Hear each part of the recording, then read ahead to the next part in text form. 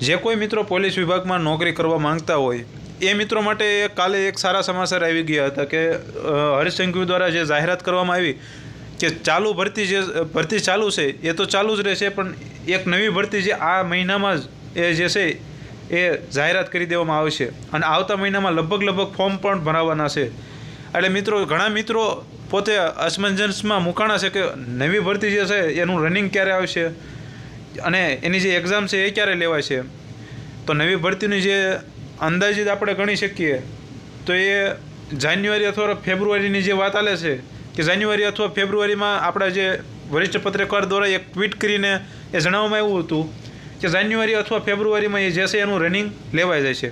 પણ ઘણા મિત્રો એવા તર્ક લગાવી રહ્યા છે કે જે પહેલાં જે ભરતી થઈ 12,000 જે પોલીસ વિભાગમાં ભરતી થયેલી એનું જે ડોક્યુમેન્ટ વેરિફિકેશન થયું, હવે એને જો હાજર કરશે તો ગ્રાઉન્ડ એ લોકોની ટ્રેનિંગ કરવા માટે જો ગ્રાઉન્ડ યુઝ કરવામાં આવશે તો આપણું જે ગ્રાઉન્ડ નવી ભરતીનું જે ગ્રાઉન્ડ છે એ નહીં લેવાય. પણ મિત્રો ધ્યાન રાખજો, એનું જે ગ્રાઉન્ડ જે ખાલી કરવાના છે એ એપ્રિલ મહિનામાં પણ ખાલી કરી શકે અને મે મહિના સુધીમાં ખાલી કરી શકે. એ બાદ એ લોકોને ટ્રેનિંગમાં બોલાવી શકે. જો એ લોકો ડોક્યુમેન્ટ વેરિફિકેશન પછી હાજર થવાના પત્ર એટલા મોડા આપતા હોય તો એ 4 મહિના હજી લેટ ગો કરી શકે એ ભરતીને, પ્લસ આવડિયા રનિંગ પણ કરાવી શકે. રનિંગ 100% મને તો લાગે છે કે આવનારા જાન્યુઆરી અથવા ફેબ્રુઆરી મહિનામાં એ રનિંગ કરાવશે. જે પહેલાં જે ભરતી થઈ છે એ લોકોને જે ટ્રેનિંગમાં બોલાવવાનો જે સમય છે એ સમય થોડો વિલંબ કરાવશે. થોડા લાંબા સમય પછી એ લોકોને ટ્રેનિંગમાં બોલાવશે. રહી વાત ગ્રાઉન્ડની, તો મિત્રો ગ્રાઉન્ડની સંખ્યામાં વધારો કરીને એ લોકો ગ્રાઉન્ડ પૂર્ણ કરાવી શકે એમ છે. એવું કોઈ તર્ક ન લગાવવું કે ઉનાળામાં આ લોકો ગ્રાઉન્ડ ના કરાવી શકે. ચૂંટણી આવે છે એટલે બધું કરી શકે. હાલમાં જે જાન્યુઆરી મહિનામાં ચૂંટણી છે એ ચૂંટણી આવતાની સાથે આ બધું એ લોકો કરી નાખશે, કારણ કે ન થતું હોય એ બધું કામ ચૂંટણી આવતી હોય ત્યારે થઈ જાય. ઘણીવાર રોડ રસ્તા ન બનતા હોય ને સાહેબ આવતા હોય ને રોડ રસ્તા જો બની જતા હોય તો આ તો ચૂંટણી આખી આવે છે એટલે બધું થઈ જશે. એટલે જે મિત્રો ચારી ન કરતા હોય એ મિત્રો ચારી કરવાનું શરૂ કરી દેજો, જેથી કરીને તમે આમાં આ ભરતીમાં જે ગઈ ભરતીમાં મહેનત કરી હોય સારી એવી અને 1-2 માર્કે રહી ગયા હોય કે રનિંગમાં કાંઈક ને કાંઈક કારણોએ રહી ગયા હોય, એ આ ભરતીમાં ન રહી જવું પડે એ હાટું અત્યારથી તમે જો ચારી કરવાનું શરૂ કરી દેશો તો તમને ફાયદો થશે. અને તમારે 1 મહિનો અગાઉ રનિંગ કરો તો 1 મહિનામાં ડિસેમ્બર મહિના સુધીમાં જો તમે રનિંગ કરો રનિંગ થઈ જાય, પ્લસ ડિસેમ્બર મહિનામાં તમને આખી ક્લિયરન્સ આવી જાય કે કઈ રીતની ભરતી છે ને શું છે એમ. હાલમાં આ મહિનાના બહુ ઝાઝા દિવસો તો આમ થઈ રહ્યા નથી. 6 થી 7 દિવસ આ મહિનાના રહ્યા છે નવેમ્બરના. ડિસેમ્બરની વાત કરવા જઈએ તો એના 30 દિવસ છે. એ મહિના દરમિયાન એને ફોર્મ પણ ભરી લેવા પડશે.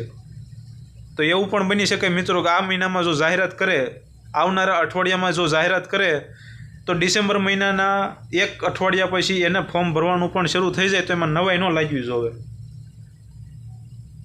એટલે મિત્રો જે કોઈને આ કોન્સ્ટેબલની જે પરીક્ષા, LRDની પરીક્ષા કે PSI બનવા માંગતા હોય એ મિત્રો માટે એક સારા સમાચાર ગણી શકાય. અને એક થોડીક સિરિયસતાથી અને સિન્સિયર બની એકવાર ફરીથી ભરતી કરી શકાય છે, જેથી કરીને તમે આ ભરતીમાં એક સારું એવું જગ્યા મેળવી શકો. મેરિટ જો ઊંચું હશે તો તમે ધાર્યા પ્રમાણે તમારી જગ્યા મેળવી અને તમારે જ્યાં નોકરી કરવી છે ત્યાં નોકરી પણ કરી શકશો. જે રીતે ટાઈમ ટેબલની વાત કરીએ તો આપણે આપણા તર્ક પ્રમાણે જો વાત કરવા જઈએ તો આ મહિનામાં જો જાહેરાત કરી દે, આવનારા અઠવાડિયા નવેમ્બરના લાસ્ટ અઠવાડિયામાં જો એ લોકો જાહેરાત કરી દે તો ડિસેમ્બરના પહેલું અઠવાડિયું બાદ કરીને એ લોકો ફોર્મ ભરવાનું પણ શરૂ કરી શકે. ફેબ્રુઆરીમાં રનિંગ પણ કરાવી શકે. એવું કાંઈ જરૂરી નથી કે બે મહિના તો લાગે જ કે ભાઈ રનિંગ થવામાં ગ્રાઉન્ડની સંખ્યામાં વધારો કરી શકે. આ લોકો જો રસ્તા બનાવી શકતા હોય સાહેબને આવવાથી તો આ લોકો ગ્રાઉન્ડમાં વધારો પણ કરી શકે. 15 ગ્રાઉન્ડની જગ્યાએ એ લોકો 25 ગ્રાઉન્ડ પણ કરી શકે. એટલે જે મિત્રો એમ હજી મનમાં છે કે હજી આમ ભરતી ન થઈ જાય, એટલી બધી જલ્દી ભરતી ન થઈ જાય, થઈ પણ જાય, અત્યારે ગ્રાઉન્ડ લેવડાવી લે, જેથી કરીને આખી જનતા એક બાજુ ડાયવર્ટ થાય કે ભાઈ સરકાર કામ કરે છે જો કે કામ કરે જ છે, પણ એક બાજુ ડાયવર્ટ થાય કે કામ કરે છે, જેથી કરીને પછી લેખિત પરીક્ષા વખતે એ થોડો સમય લંબાવશે.